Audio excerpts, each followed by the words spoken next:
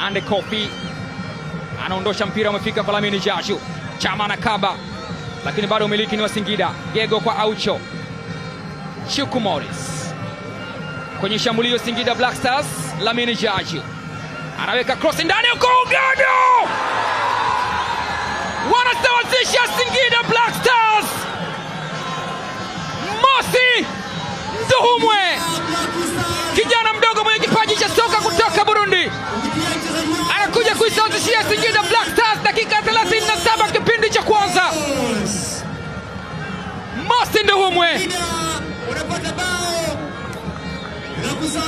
anawaduaza wekundu wa Msimbazi Simba. Angalia kazi anayoifanya Lamine Jaju, alichunga na kuchekecha, akamchekecha Chama, mguu wake wa kushoto akauagiza, ukapeleka mpira kwenye kichwa cha Mosi Nduhumwe. Alikuwa, ndugu mtazamaji, mlinda mlango Mamadou Kasali. Angefanya nini zaidi ya hiki? Singida Black Stars wanarejea mchezoni, wanarejea kwenye level terms.